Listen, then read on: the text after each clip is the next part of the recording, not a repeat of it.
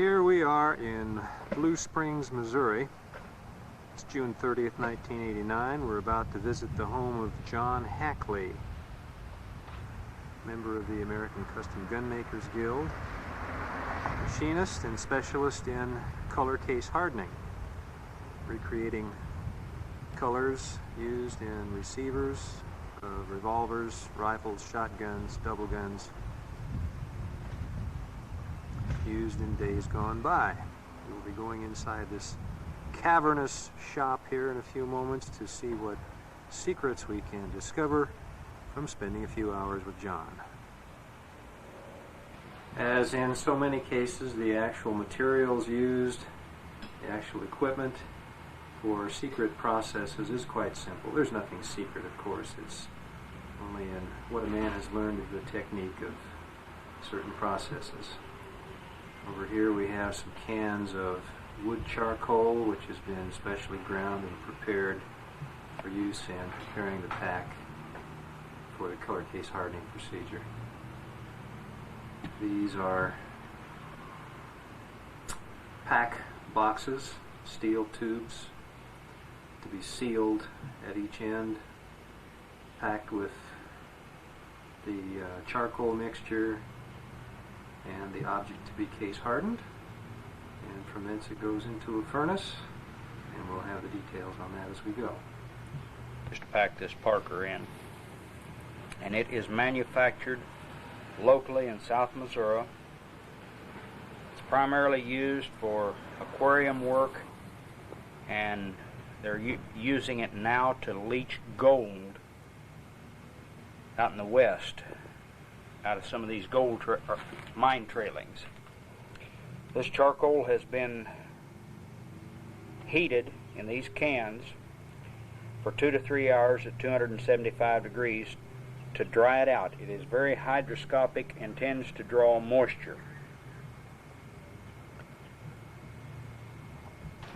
Okay, I'm getting ready to pack. Getting ready to put charcoal into the canister. And you need charcoal in the bottom to a depth of about 1 inch.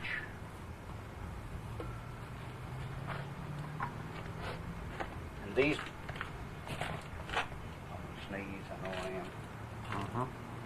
These parts have been washed and cleaned, and there's no residue left on them, to try to get all of the grease and oil off that you possibly can.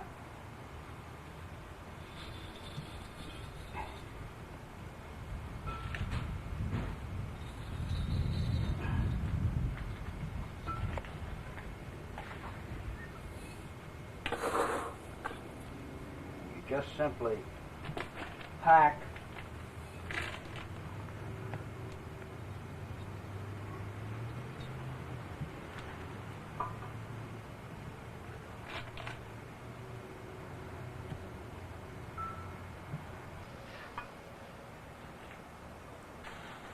Okay, you put some amount of charcoal in the bottom. Put some charcoal in the bottom, and then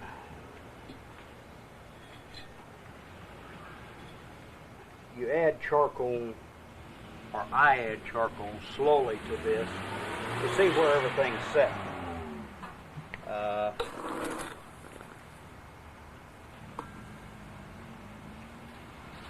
Is it necessary to tamp it or shake it to get it to settle in When it's done,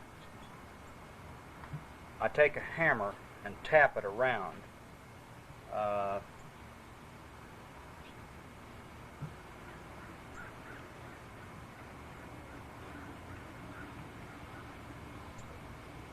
Now you've placed the large receiver frame in first, and you're adding small parts around it.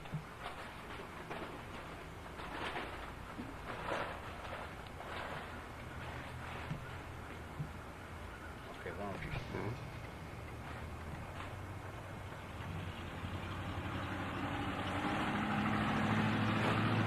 you? These small parts have to be packed around the action, and it's so hard to get them in this little pot. like you need them without taking a pair of needle nose.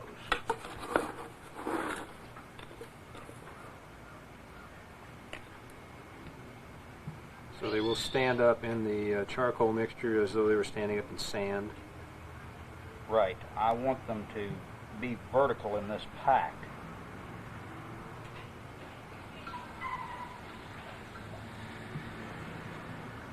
It doesn't matter as much where they're at in this pack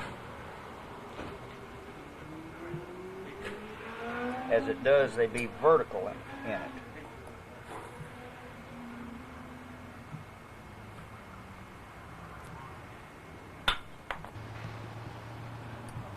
Okay, ready to go? Yeah.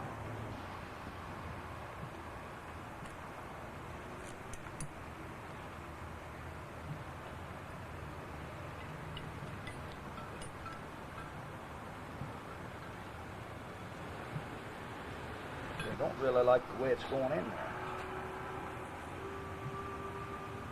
Yeah, it'd be alright if I put it the right direction.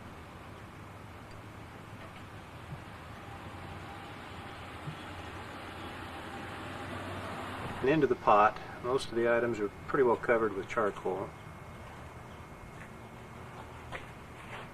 And you'll completely fill the rest of the pot up to the brim. I've got one more piece to put in it.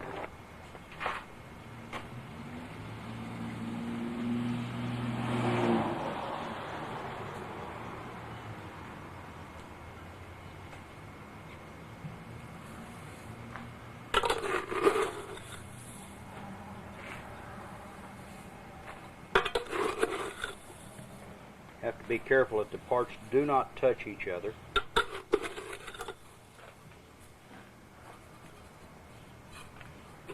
Right, that's.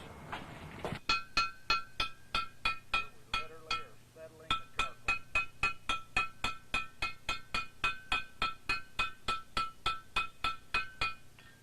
Watch the level of the drop. Refill a little bit.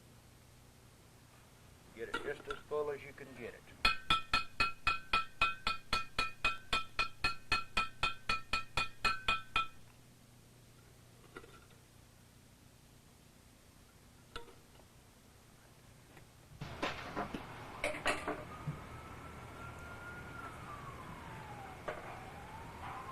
Now this is plain clay. Now, the lid is not screwed in place. It's just set on top. And a clay seal pushed down around it. This gets rather messy.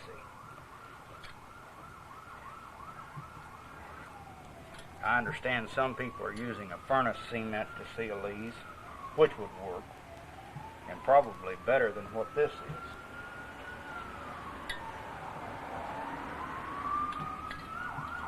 This is the way I started out. I finally figured out how to make it work.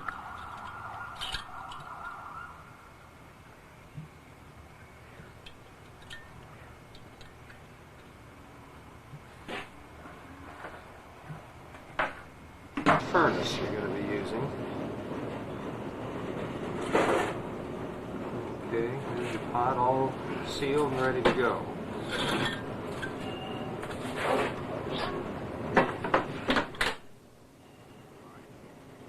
Closed up, temperature set. What's the approximate time needed to get up to operating temperature? It takes 35 minutes from now to reach operating temperature, and then 2 hours at temperature before we quench. Okay, what is the temperature you're...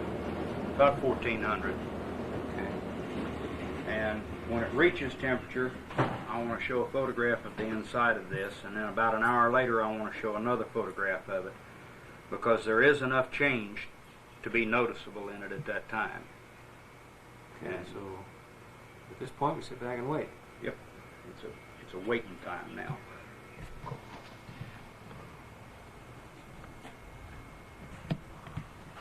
Now this is charcoal you've been storing here to... What I did was cooked it off, because it's not pure enough as it comes from the supplier. and it's also of too big a granulation. By turning on this fine old coffee grinder.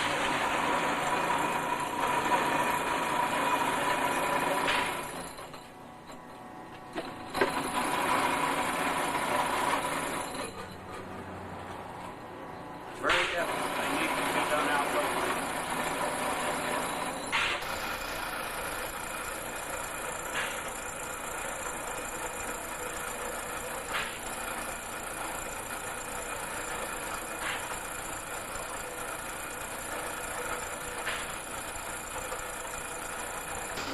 Here's a few pieces of the coarse stuff that we're grinding up now. Kind of pea gravel size. Compare that now with the size of granules after it's been ground.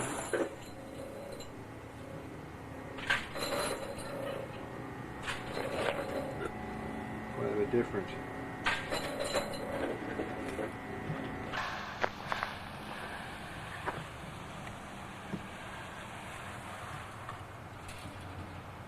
Kind of a dusty mess. See the black underneath of it? Whew.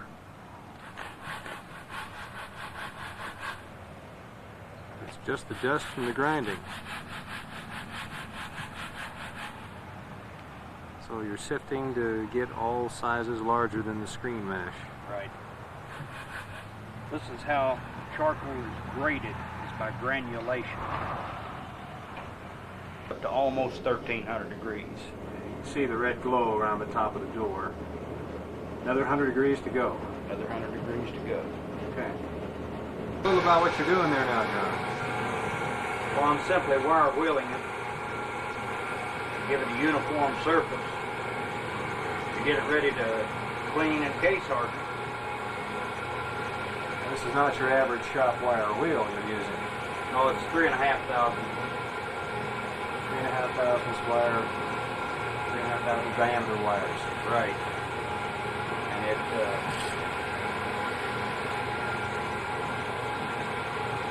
will not hurt engraving.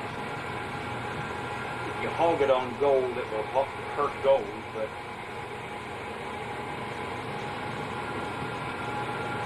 I don't try and hog anything into it. I just try to give it a frosted gray finish, which is uniform. Now you're lubricating that before contact with the wheel. Right. I have automatic transmission fluid, which is a real lightweight oil and rather temperature resistant. And you never get it hot anyway, but it's just a lubricant. And it will leave it with a clean surface.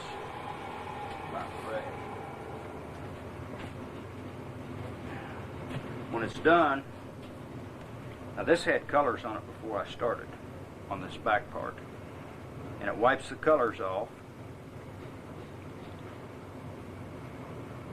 but it also gives it a smooth gray finish before you case harden it.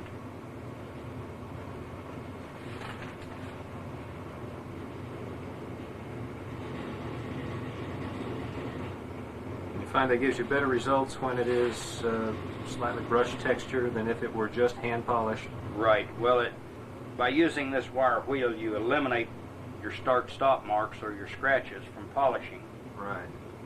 And no matter how fine I polish, I still find start and stop marks in it.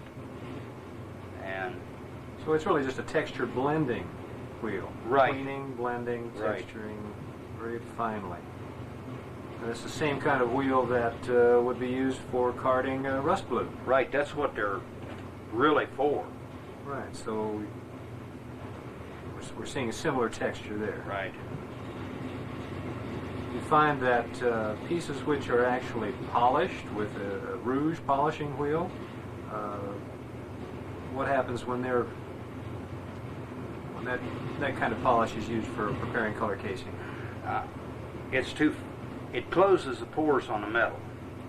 and actually closes the pores on them. And I find that when you have something like that, that it does not take colors good. I've done 2 or 3 pieces that were real highly polished that customers would send in. They did not come out to my satisfaction. I think that probably a 400 grit polish and then wire wheeling them to blend the polish marks is all that's needed, although I sometimes on a few guns I've gone to 600 grit on. Okay. So we show temperature on the oven. It's a little bit above 1400. Pull the door out. Ooh, boy, that's hot. Right, and the door's heavy too. You can see the flame coming out of the top of that container around that clay seal. That's right. Those are the gases that are burning off from the charcoal, and it'll knock a hole through that clay and burn through there. I've never seen one that has been sealed completely to where it couldn't do anything. It might be like a hand grenade if it was. Right, there should be some way for expanding air in the container to escape. Right.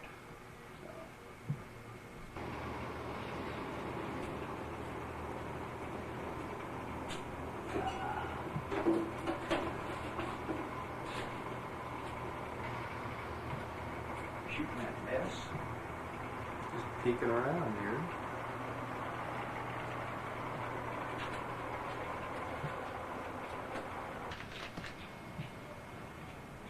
Okay, working on the next batch.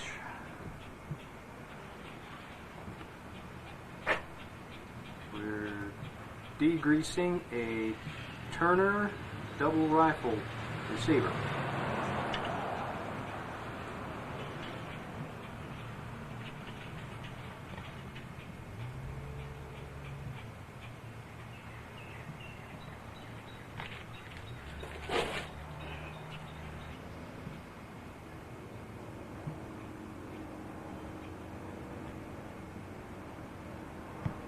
That's just 409 home house, around the house cleanser.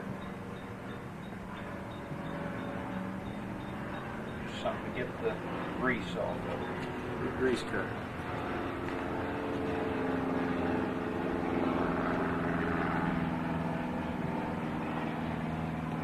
So now we're getting down to business here.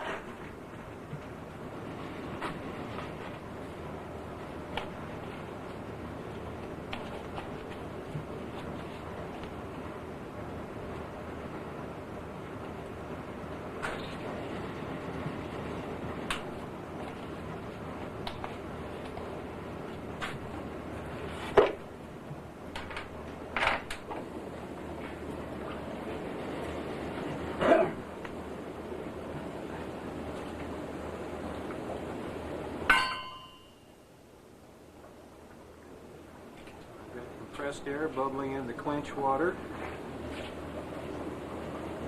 There's not very much air pressure. very low air pressure.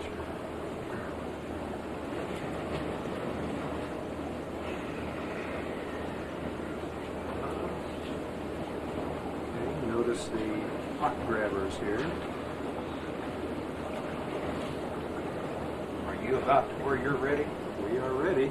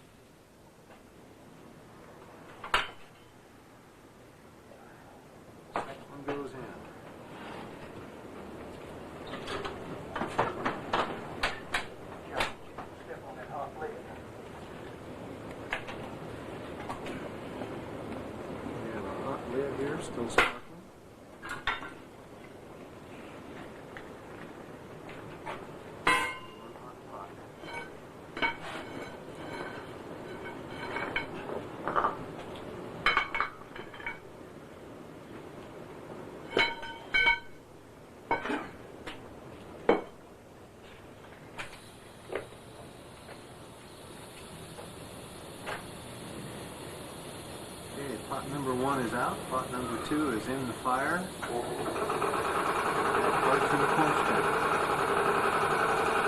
Oxygenated during the quench.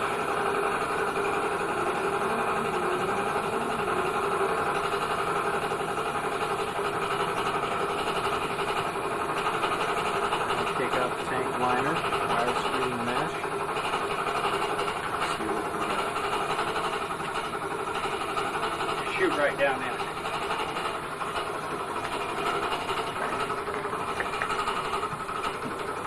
Yuck! Looks like a miss, but I see some pretty colors.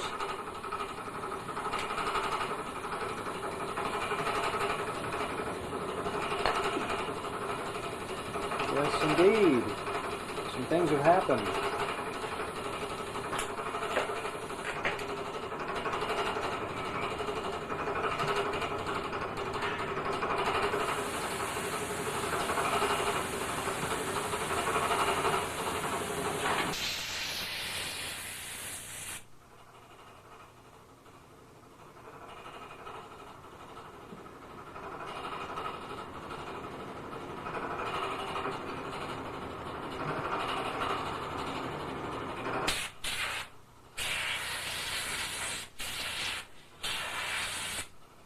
There's a hammer Marty Rubino 76 Winchester.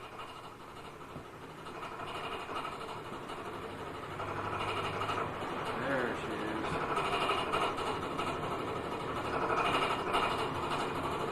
Colors.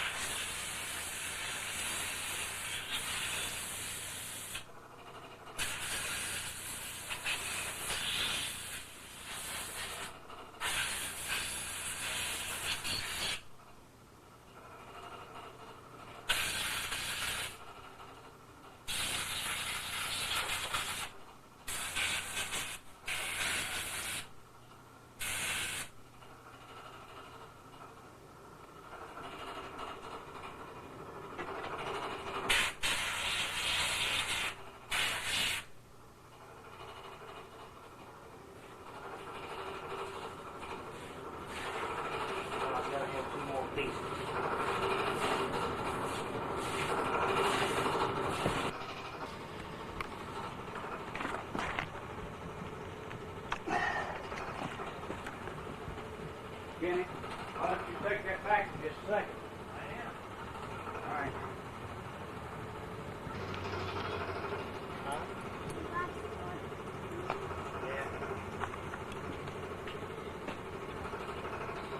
Colors.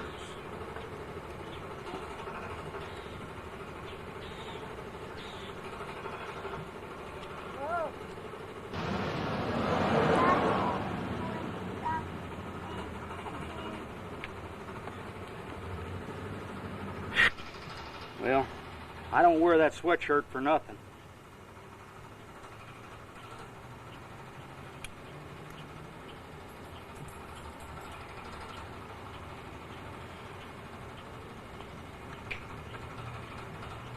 Real charcoal pack color case colors.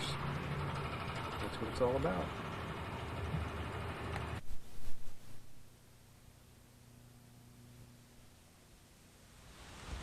Let's look at some results of John's efforts here. It's a nice little 1906 Winchester with the color cased frame. Nice colors, nice contrast. Very natural. Here's a marlin. Several little marlins, in fact. Old charcoal method. Case colors.